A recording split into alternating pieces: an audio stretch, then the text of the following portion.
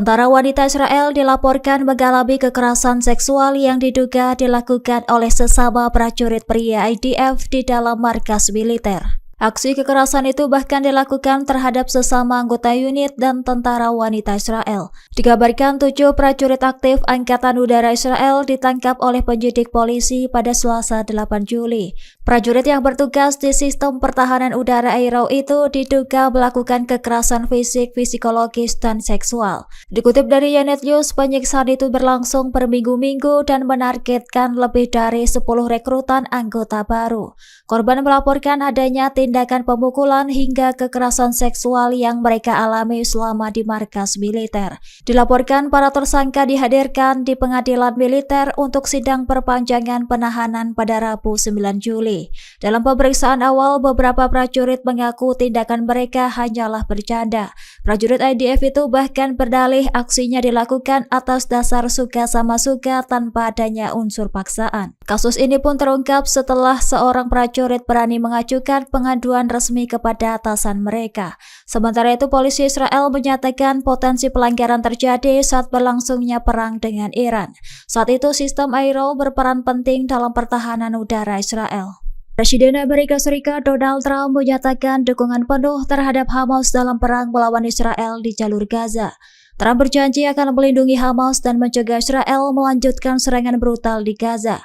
Dukungan ini disampaikan Donald Trump saat bertemu Perdana Menteri Israel Benjamin Netanyahu di Gedung Putih pada Selasa 7 Juli. Menurutnya, pertempuran di Gaza akan berhenti selama gencatan senjata 60 hari antara Israel dan Hamas.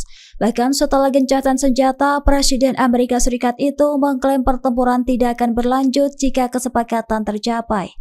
Komitmen Donald Trump kepada Hamas disampaikan juga oleh mediator pembebasan sandera Bishara Babah. Dilaporkan delegasi Qatar turut hadir di Gedung Putih untuk membahas kesepakatan gencatan senjata antara Hamas dan Israel. Sementara itu, utusan Amerika Serikat Steve Witkoff mengatakan kedua pihak telah menyelesaikan sebagian besar isu dalam pembicaraan di Doha. Namun kehadiran pasukan IDF di Gaza menjadi hambatan utama kesepakatan gencatan senjata secara permanen. Meski demikian, perselisihan tersebut menyentuh dilema pasukan Israel di jalur Gaza. Badai kemarahan publik melanda Israel setelah sejumlah pejabat senior menghadiri perayaan di tengah pemakaman tentara Zionis. Dilaporkan 4 tentara Israel tewas di Bet Hanun, Gaza Utara dimakamkan pada Selasa 8 Juli sore. Namun malam harinya, Menteri Keuangan Bezalel Smotrich terekam menari bersama penyanyi pada perayaan konser di Yerusalem. Konser tersebut hanya berselang beberapa jam setelah pemakaman para tentara Zionis. Lantas tarian Menteri Keuangan Israel itu memicu kecaman dari publik. Selain Smotrich, beberapa pejabat senior dan perwira tinggi Israel turut menghadiri perayaan tersebut. Kehadiran para pejabat di acara tersebut menuai kecaman dari warganet dan tokoh oposisi Israel. Mereka menilai tidak peka dan mengabaikan suasana duka nasional atas gugurnya pasukan Zionis. Sementara itu, tentara Israel dikabarkan terus berguguran akibat serangan gerilya dari kelompok Hamas di jalur Gaza. Jika ditotal lebih dari 1.200 prajurit Israel yang gugur di medan perang.